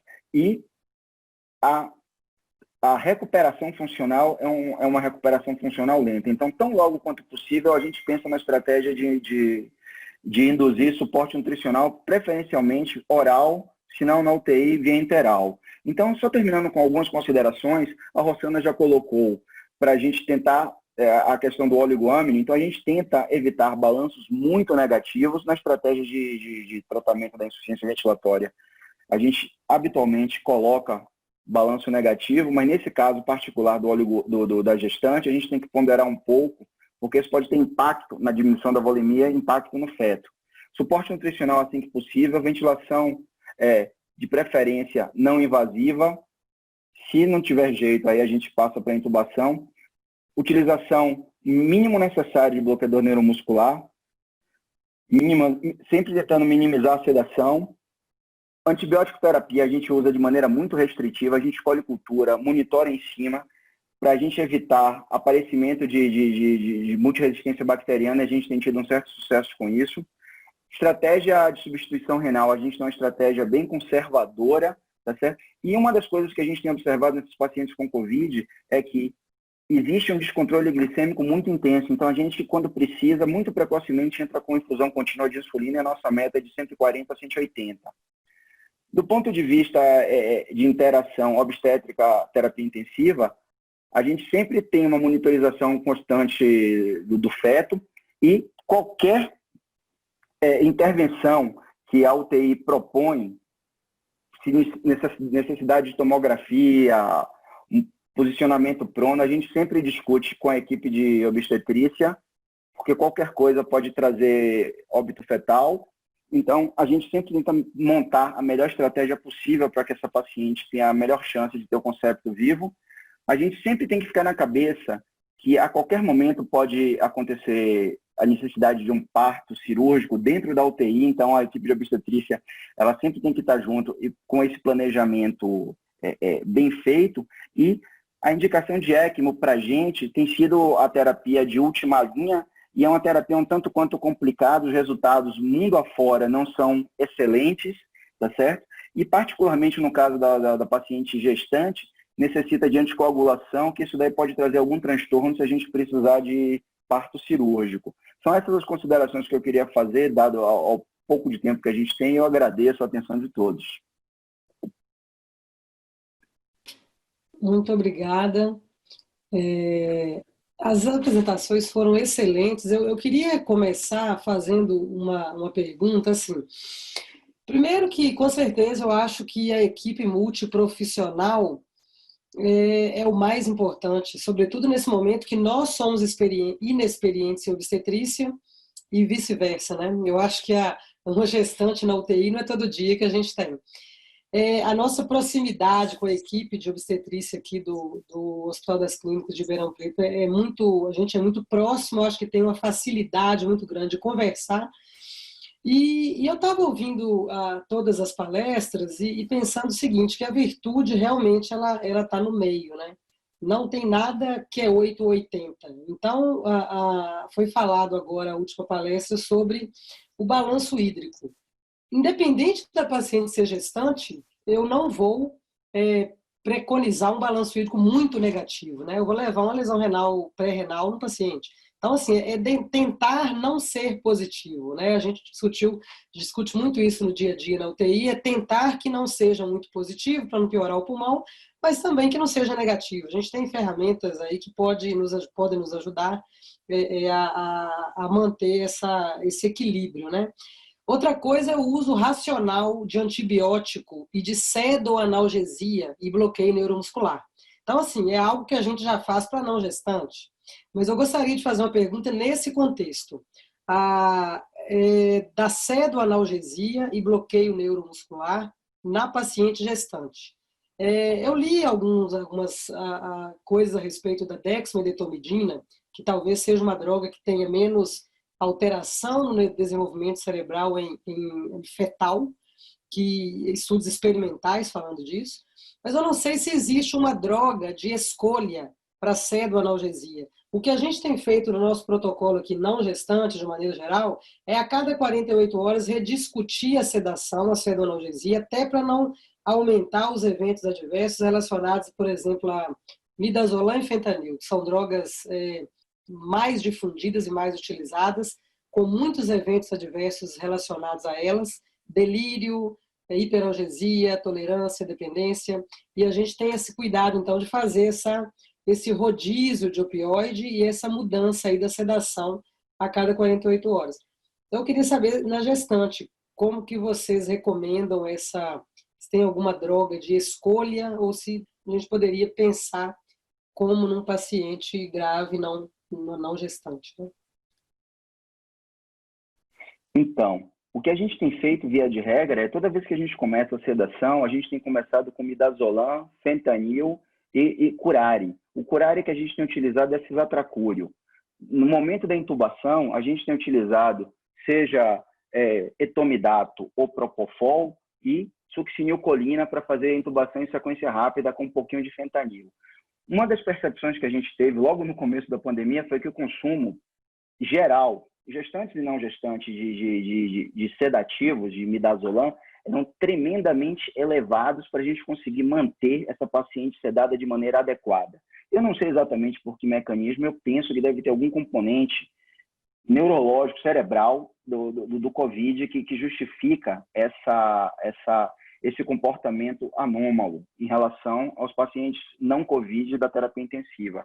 E durante essa fase de ventilação mecânica invasiva, que a gente precisa de PIP mais alto ou de posição prona, o que a gente mantém é midazolam ou, eventualmente, propofol. A gente começou a utilizar muito mais propofol na fase final, com a dose baixa de fentanil, uma infusão de meio a 1 ml por hora, na paciente com a tolerância do tubo, e o curare a gente tirava o mais rápido possível. O Precedex a gente só estava utilizando, até por conta da limitação institucional do fármaco, nas fases que a gente estava começando a despertar o doente, tá certo? Mas, assim, a ideia da gente, efetivamente, era, tão logo que possível, tirar a sedação, se possível, usar outras formas de analgesia não opioides, de pirona, ou coisa que o valha, para tentar evitar os efeitos colaterais dos opioides, tá certo? E na fase de despertar, aí a gente utilizava um pouco de Precedex, um pouco de... Nos outros pacientes, na gestante, é um pouco mais atrapalhado, e aí a Rosana pode fazer comentários sobre, mas quetiapina, Precedex, só na fase de desmame da ventilação mecânica. Isso que você comentou é na não gestante, é isso? Na gestante também. A gestante, a única diferença é que a gente utilizava menos, é uma discussão um pouco mais difícil, a gente tem que conversar com os obstetras sempre, mas é quetiapina e dexmedetomidina, risperidona e outras coisas, só na fase do desmame. A gente não fazia esse rodízio de fármacos como vocês estão fazendo. Maria Auxiliadora, eu acho que uma coisa interessante para a gente falar é assim, como esses medicamentos passam a barreira, né? Se a gente pensar o que a gente colocou uma avaliação completa da vitalidade antes do procedimento, principalmente no momento que você vai fazer a intubação, porque a gente vê se o feto está bem, a gente acredita na reserva fetal dele, né? E a gente acompanha com cardiotocografia, porque como tem passagem transplacentária de vários desses medicamentos, a gente vai acabar tendo uma diminuição de movimentação fetal. Movimento respiratório é mais difícil diminuir, né? Na cardiotocografia, a gente tem uma diminuição da variabilidade, mas a linha de base continua a mesma e a gente não tem desacelerações. Então, eu até estava comentando ontem que os parâmetros que a gente normalmente usa para cardiotocografia, para perfil biofísico fetal, se a gente usar os mesmos parâmetros, a gente vai resolver todo mundo, né? Então, a gente avalia antes, vê que está tudo bem antes, a gente segue com cardiotocografia, olhando 2 pontos, se tem taquicardia, bradicardia ou se tem alguma desaceleração do tipo de DIP2, tá? Então, é isso que a gente faz, mas assim, a gente não colocou restrição para uso de droga nenhuma. Eu acho que já é uma situação que é muito complicada, né? E a gente está pensando inicialmente no bem-estar materno, sem a gente estar prejudicando a parte fetal. Eu acho que o que muda muito para a gente é como a gente vai interpretar os exames depois que a paciente está utilizando tantas dessas drogas. Eu queria fazer uma pergunta. Se vocês tiveram um problema com relação a conseguir leito para esses pacientes gestantes, tendo em vista toda a problemática de superlotação. Se algumas dessas pacientes ficou sem conseguir o leito de UTI, ficou esperando muito tempo, e até mesmo se não conseguiu ir para a UTI. Não, nós não tivemos, não. Na verdade, o HC fez uma expansão enorme de leitos, né, de UTI, então ele partiu de praticamente 100 leitos para 300, né, e a gente fez um acordo na cidade de São Paulo de que a gente ia priorizar as gestantes irem para o HC. Né? E aí a gente já acertou isso com os outros hospitais da cidade, que começou a precisar de catéter, já ia para o HC, aí essas pacientes já com catéter nasal ficavam na enfermaria de obstetrícia, então a gente cuidava dessa gestante, então a gente conseguia ter uma programação melhor, né? Que é o que o Luiz Marcelo falou. Então a gente não teve, exceto algumas pacientes que já chegaram numa gravidade maior, a maior parte, que foi bem no começo, a maior parte das gestantes, a gente conseguiu acompanhar. E aí, se você está acompanhando e vê que o catéter nasal está aumentando e que você já está indo para uma... A gente teve situação, sim, de ter que colocar uma máscara de Venturi ainda na enfermaria, que não é o nosso mundo ideal, esperando algumas horas para ela ir para a UTI. Né, mas não uma situação que a gente precisou de UTI e não conseguiu a vaga para paciente. Então, foi um acordo que a gente priorizou muito para as gestantes já estarem indo e para a gente ter essa situação dessa possibilidade. A gente não conseguiu uma situação que a gente achava que era ideal, tanto eu, quanto o Luiz Marcelo, quanto o Nani, que também está aqui com a gente nesse grupo, que era ter uma UTI só para gestante, né? Por quê? Porque em momento que você tem uma procura muito grande de leite de UTI, e nós tínhamos muitas UTIs, então você entrava na UTI que tinha vaga naquele momento, né? Hoje a gente conseguiu uma forma melhor, isso dificulta um pouco para que você tenha a conversa, porque gestante é muito diferente, né? Então, idealmente, a gente deveria ter um lugar só para gestante, mas com a rotatividade que a gente tinha de leitos, não era possível, né? E a necessidade de procura, então... Mas também é bom porque a gente desenvolve habilidades de comunicação, né? Os dois lados têm que comunicar melhor para a gente conseguir caminhar, né? Auxiliadora, se me permitir um comentário, a Rosana fez uma colocação que é muito interessante. Idealmente, seria bom a gente colocar todas as gestantes juntas. E no nosso processo aqui no HC, como a gente saiu de 100 leitos para 300, tivemos que contratar uma montanha de gente para trabalhar na terapia intensiva. Esses pacientes, eles são pacientes que consomem recursos médicos de enfermagem, de fisioterapia, numa quantidade muito grande. São pacientes de extrema dependência assistencial. Então, a ideia de colocar juntos é muito interessante, porque daí a gente consegue fazer com que todos os processos dentro da unidade de terapia intensiva funcionem melhor. No nosso caso particular, aqui não dava, porque a chegada de pacientes era tão grande durante um período que a gente conseguia manter dos 300 leitos sempre em torno de 290 leitos ocupados o tempo todo. Tem uma pergunta para a professora Rossana. Se vocês tiveram alguma experiência com paciente com Covid, com quadro laboratorial similar a síndrome HELP, e se isso não poderia confundir aí com alguma complicação do próprio Covid, como é que vocês lidaram com isso aí? Nós tivemos, sim, pacientes, a gente teve umas 4, 5 pacientes que a gente teve essa situação de ficar um pouco difícil de definir se essa paciente estava apresentando uma pré-eclâmpsia por conta, é descrito, né, uma possibilidade de um quadro tipo pré-eclâmpsia símile, mas relacionado ao COVID. Nós não tivemos nenhum caso como os que foram descritos, que depois que passou o Covid, resolveu a situação e a PA voltou ao normal. Mas a gente teve algumas situações onde o controle pressórico foi muito difícil. Nós tivemos uma paciente que no puerpério chegou a utilizar 5 drogas para controlar a PA, né? E era uma paciente Covid positivo. Então, isso chamou bastante a atenção.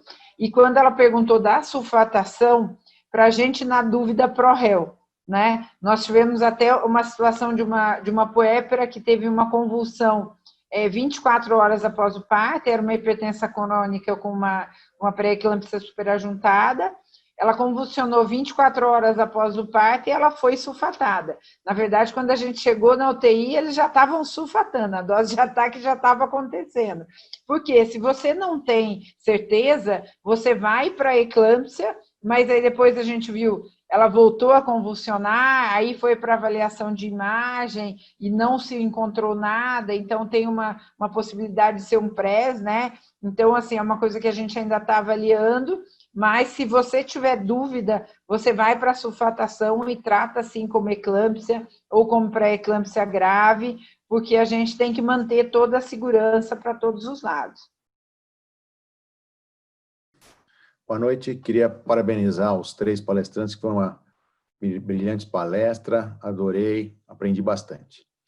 E a minha pergunta é simples, eu queria saber se alguém da casuística, alguém dos 3 que palestraram, se tiveram na casuística alguma gestante que desenvolveu TEP, já que a própria gravidez é pró-trombogênica e a infecção pelo COVID também, porque é uma situação extremamente complicada no indivíduo que não está grávida, uma pessoa que não está grávida.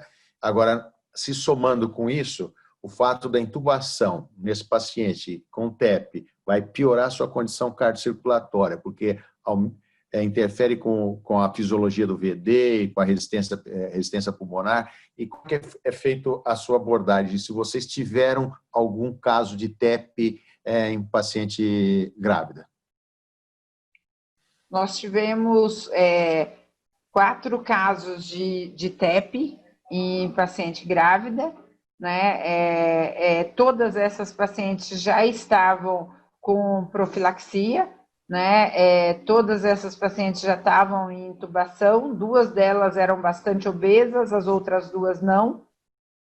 Em 2 delas, algo que chamou muita atenção, a primeira paciente que a gente teve um TEP, ela teve um óbito fetal com 20 semanas, e no outro dia ela teve um quadro de TEP, né? E aí a segunda paciente que teve o óbito fetal, a gente falou, vamos atrás, porque pode vir um TEP, porque ela piorou, no outro dia ela piorou do padrão respiratório, a gente pensou na possibilidade de TEP pelo que tinha acontecido com a primeira gestante.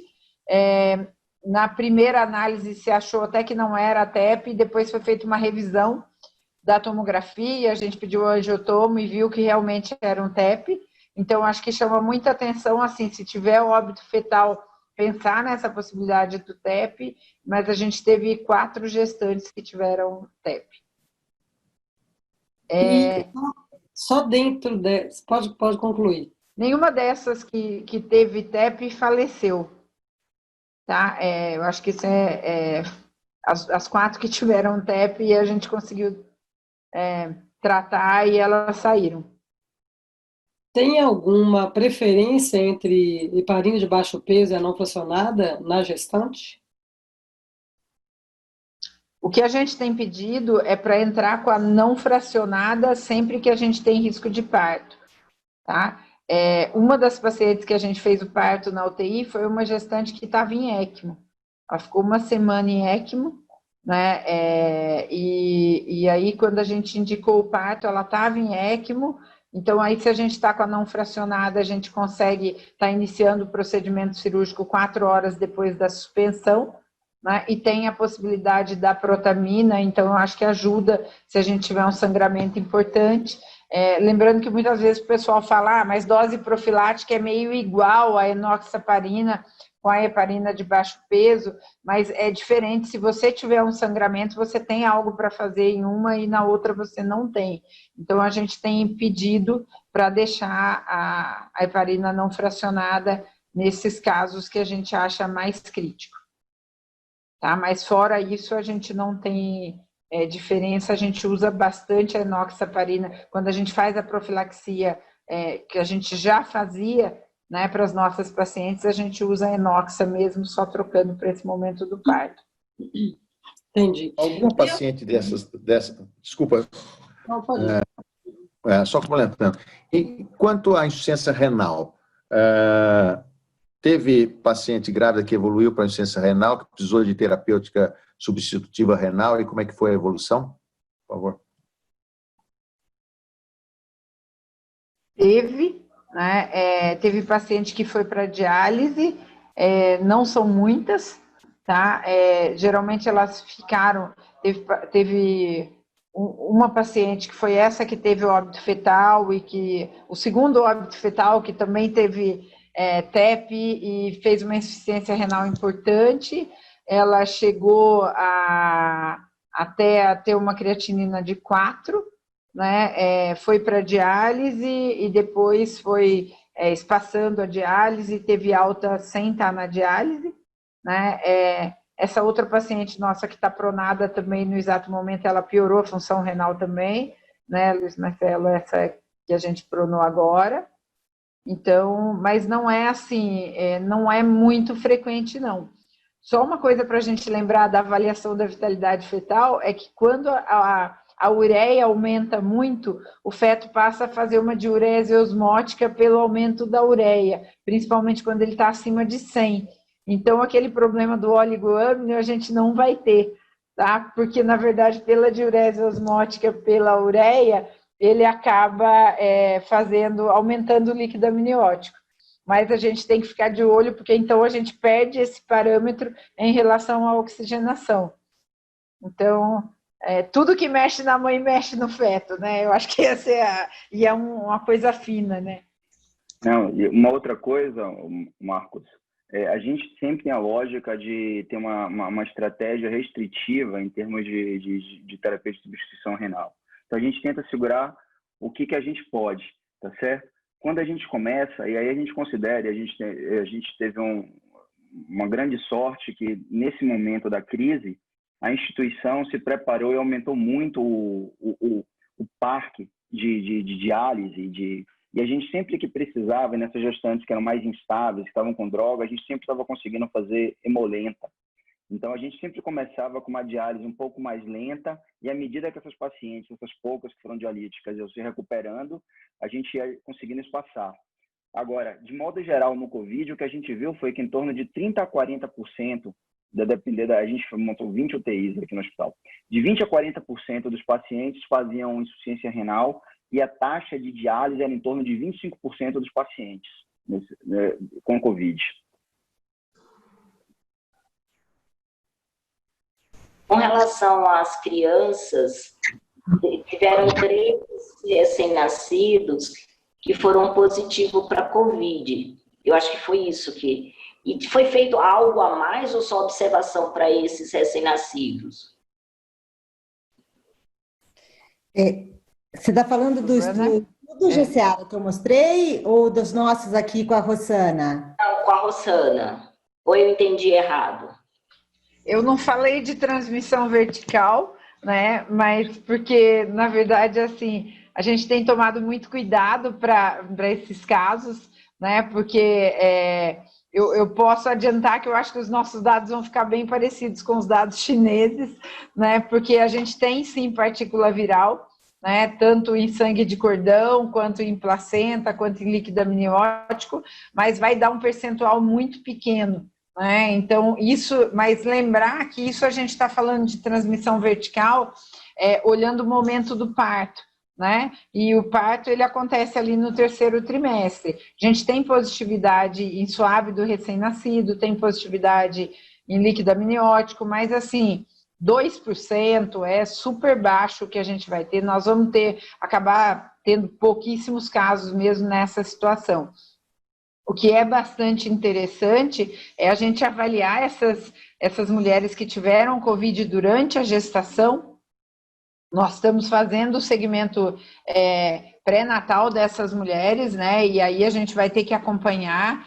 Preocupa um pouco a gente, mas essa é uma preocupação teórica, é importante a gente colocar isso não é de algo que a gente tenha dado sobre isso, mas preocupa um pouco essas alterações neurológicas que estão sendo encontradas nos pacientes adultos, porque se a gente encontra o vírus, se ele tiver algum tropismo para a parte neurológica, a gente pode vir a ter problema com as mulheres que tiveram Covid e continuaram grávidas, né? Porque quando a gente fala de passagem transplacentária, ela é diferente em cada trimestre da gestação. Então, eu acho que ainda tem muita coisa para a gente avaliar melhor, mas, de qualquer forma, o que a gente tem de impressão inicial é que existe, sim, essa possibilidade, mas é muito pouco, tá? Então, é algo que é muito pouco mesmo e que a gente ainda vai ter que analisar mais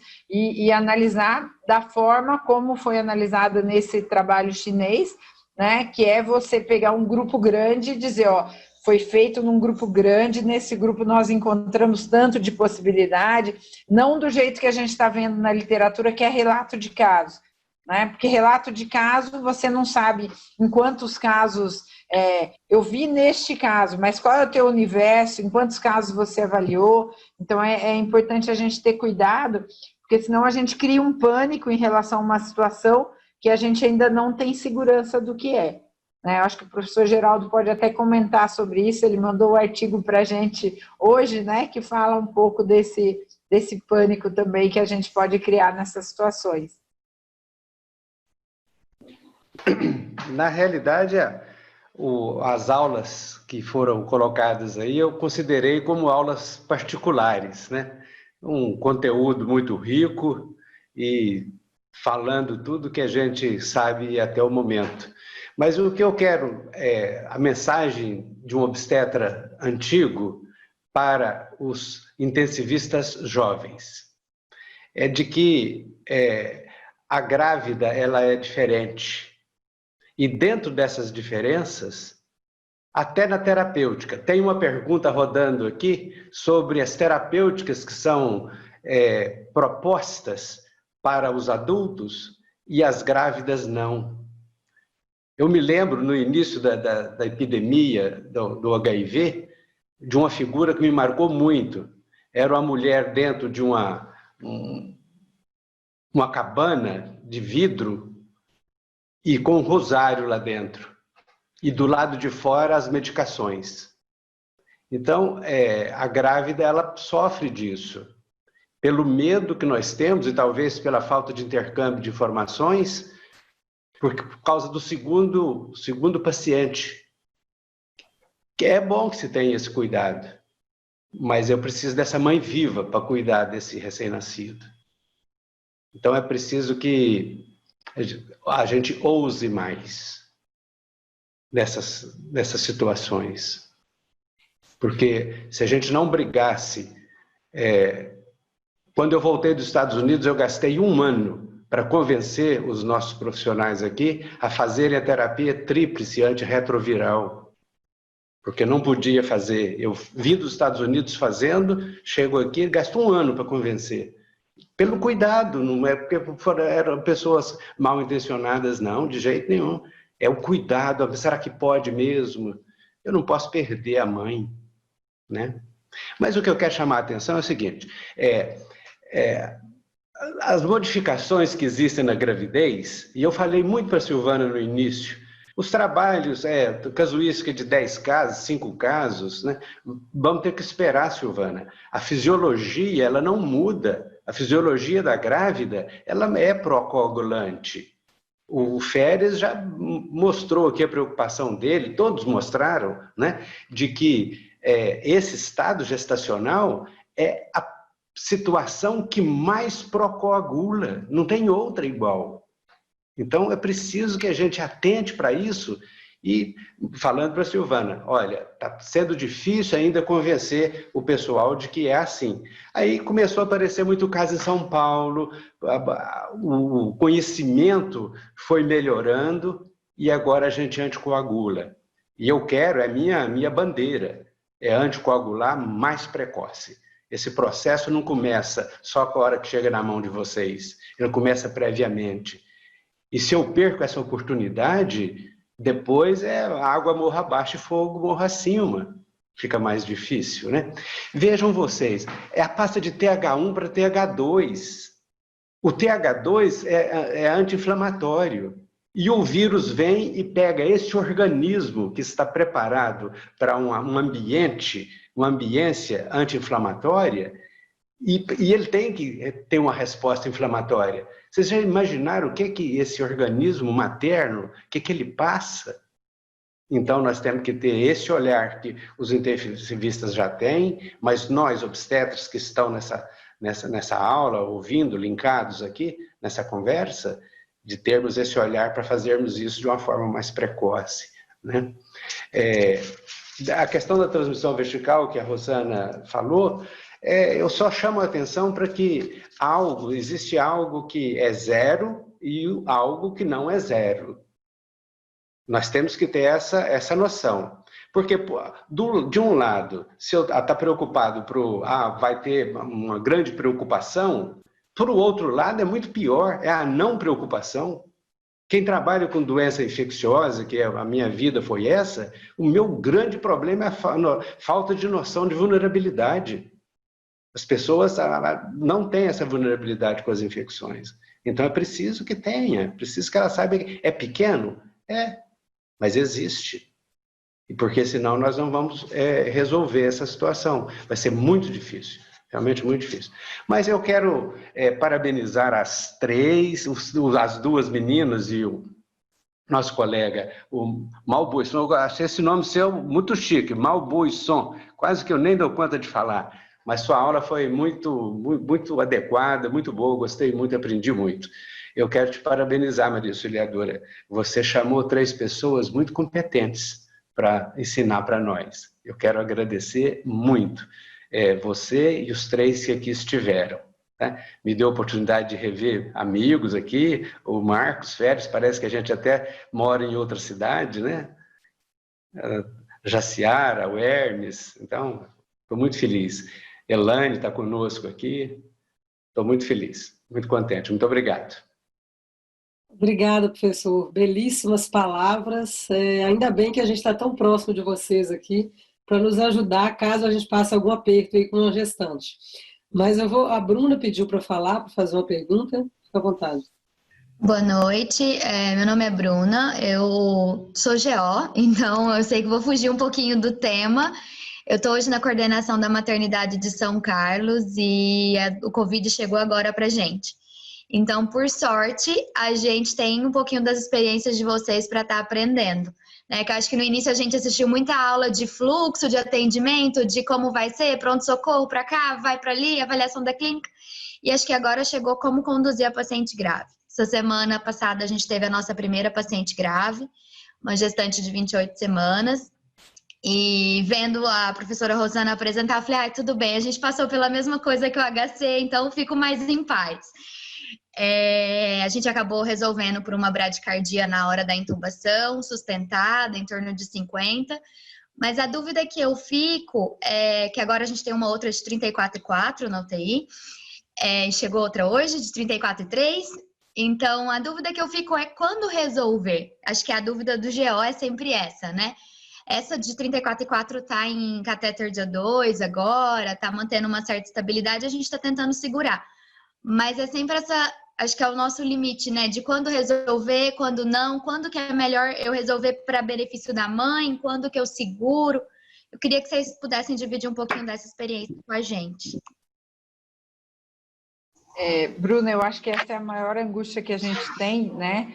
E eu acho que uma coisa que é difícil para a gente equilibrar e que a gente tem falado muito é assim, a gente, como obstetra, a gente tem que ter a responsabilidade de quanto indicar um procedimento pode piorar o quadro clínico materno, tá? Então, o que a gente tem feito? Paciente que está com catéter de O2, e a gente olha muito também o dia de sintoma, né? Então, pensa assim, alguém que a gente espera uma maior piora do 7º ao 10º dia.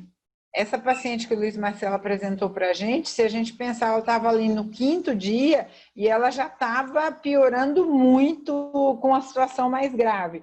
Então, a gente usa o dia de sintoma também para ser um guia para a gente. Então, se a paciente está no catéter de O2 e você está vendo que não está piorando muito, que ela está conseguindo se manter, que você não teve que progredir para alto fluxo, para outra situação, você tenta tirar a paciente do momento COVID, tá? Então, quem está com 34 semanas, se está no catéter de O2, nós não vamos resolver.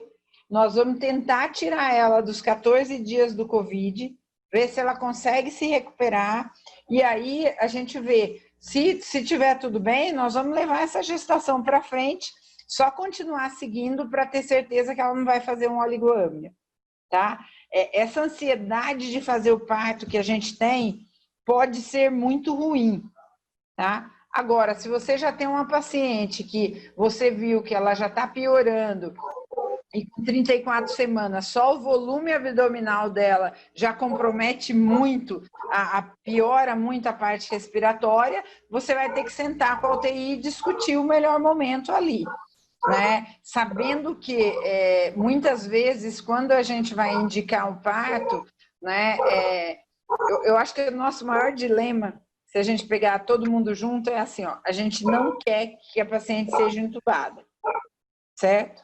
Então, tanto a UTI vai segurando para não entubar, e nós também vamos segurando para indicar cesárea. Porque se a gente indicar cesárea, ela vai ser entubada.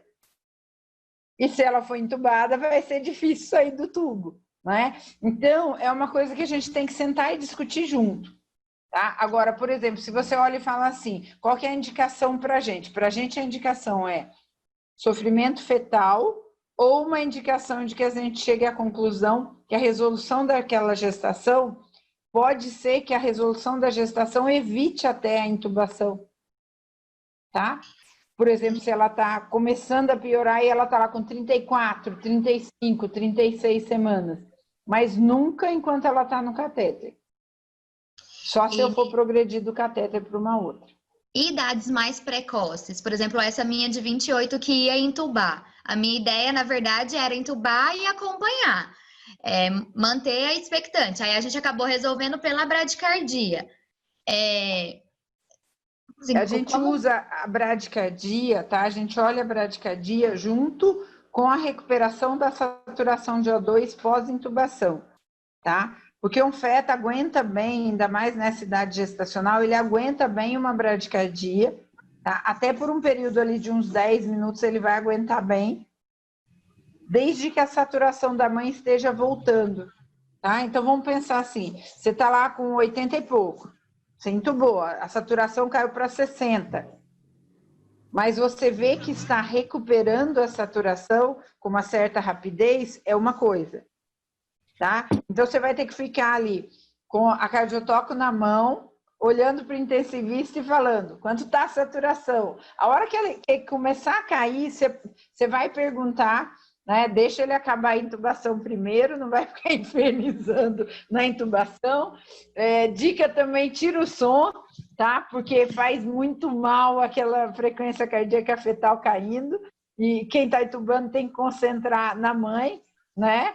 E aí a gente vai vendo. Então, acabou a intubação, tá. Quanto está a saturação? Está 70. Sua frequência está ali em 100, tá? Você vai ficar de olho ali, continua caindo a sua frequência. Quanto está a saturação? Está subindo para 80. Não vai subir muito. Ela vai chegar ali, não vai chegar no que a gente quer, vai chegar ali a uns 88, né, 87, num caso que deu tudo certo. Né? E aí, quando o feto voltar da bradicardia, ele volta com taquicardia, tá? E ele vai manter uma taquicardia por um período bom, por um período ali de uns 30, 40 minutos. Mas se ele não estiver desacelerando e bradicardizando de novo, e a sua coronária estiver boa, né? Aguenta. A coronária de obstetra costuma ser boa, você aguenta firme ali, que depois ele vai ficar com uma variabilidade bem ruim. As 2 primeiras horas pós-intubação são bem críticas, mas se a saturação de O2 está boa e a sua vitalidade anterior era boa, ele vai aguentar. Tá? Ok. A gente teve uma paciente que a gente acabou, que foi intubada com 28 semanas, né? Estava ruim, a saturação caiu para 70, mas voltou rapidamente para 88, voltou em taquicardia, ficou um tempo grande, depois diminuiu, a gente estava fazendo uma computadorizada, a short term foi para 1.2, tá? Ficou 1 hora em 1.2, a gente aguentou firme ali sem infartar, né? E depois começou a melhorar a short term, foi para 2.9, 3, né? E aí foi melhorando, depois de 2 horas ele já voltou para o normal, aí a paciente foi pronada, tá? No outro dia estava com uma short term de 10, com aceleração transitória, tudo bem, e acabou resolvendo 4 dias, 3 dias depois que ela foi intubada, mas aí numa situação onde ela já estava em franca melhora da parte respiratória, ficou ainda entubada 2 dias, e a paciente teve alta essa semana, está em casa, o filho está em casa, né? Lembrar que é uma cesárea que a gente faz, que é uma cesárea, é como se fosse uma cesárea com geral, só que sem pressa. Então, a neonatologia tem que saber que essa criança vai nascer anestesiada, vai precisar de todos os cuidados, o Apgar vai ser medonho, tá? Essa que a gente tirou, que foi um Apgar 2, 5 e 9, nós falamos sensacional, mas a gente teve Apgar tipo assim, 1, 2 e 5. Tá? E essas crianças já fizeram ultrassom transfontanela, não tem nada, passando anestesia elas voltam, então ótimas, então é uma questão de estar anestesiado mesmo.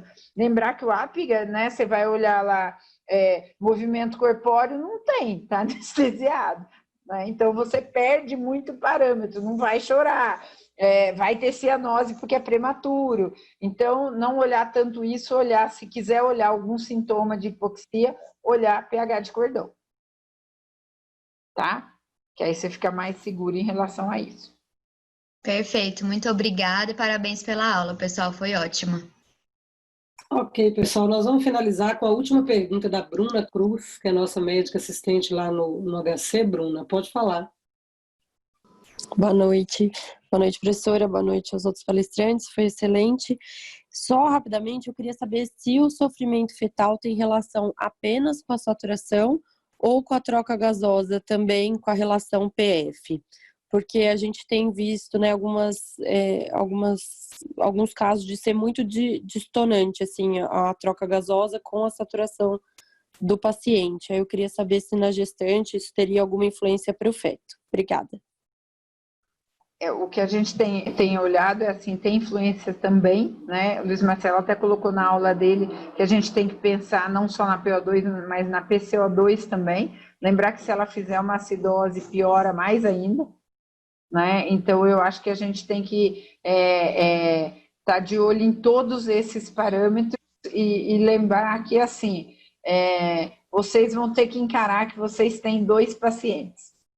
Tá? Tem um lá que está quietinho intraútero, mas que tudo que for feito para a mãe vai estar influenciando para ele. Não sei se o Luiz Marcelo quer completar alguma coisa. A gente não chegou a olhar ainda as cardiotóxicos, a gente está começando a olhar isso e ver mais detalhadamente cada um desses outros parâmetros, mas a nossa expectativa é que, sim, pensando na fisiopatologia, todos esses parâmetros vão estar interferindo, sim, no sofrimento fetal. Só lembrar também que as pacientes que nós trabalhamos de alto risco, elas geralmente já podem ter uma condição que o feto já tem uma baixa reserva. E aí, numa situação de qualquer variação ou queda, não só da PO2, mas de várias outras coisas, você realmente tem um sofrimento e a reserva dele é pequena e você vai ter aí um óbito ou um outro tipo de desfecho muito desfavorável, principalmente pacientes que às vezes já são hipertensas ou têm alguma outra condição de base que é também associada ao maior risco de COVID, né? Só um comentário, só continuando aqui o que as professoras falaram, eu acho que não só a parte respiratória que a gente tem que levar em conta quando a gente está pensando no sofrimento fetal, mas também tem um padrão da hemodinâmica. Se o paciente estiver muito chocado, muita droga vasoativa, tiver com status volêmico não adequado, isso daí certamente pode contribuir para o sofrimento fetal. A questão do posicionamento, se a gente bota o paciente em posição supina o tempo todo, talvez isso daí piore a perfusão uterina. Então, acho que sempre vale a pena dar uma olhada no global, na hemodinâmica, no posicionamento, na parte ventilatória, eventualmente até nas drogas, para ver se a gente está errando a mão em alguma coisa e, com isso, induzindo um pouco mais de sofrimento fetal. Obrigada. Eu queria saber, assim, na verdade, acho que eu me expressei mal, mas, assim, um corte, igual vocês falaram, assim, a saturação de 95, tem algum corte que seria mais tolerável, menos? Não sei se vocês tiveram alguma experiência com isso. Da nossa parte, não. Às vezes não é possível a gente atingir a saturação que a gente gostaria. O melhor possível é aquilo que a gente consegue. Eu acho que se a gente conseguir, na melhor das condições possíveis, atingir 92, 93, até 95, a gente está ganhando o jogo. Mas, às vezes, a gente, por conta da doença, a gente não consegue subir tanto. Tem doentes, mesmo em posição prona, com a FeO2 alta, que na fase mais aguda da insuficiência respiratória, a gente consegue manter uma saturação de 88, 90, e é o que é. Tá ótimo, obrigada.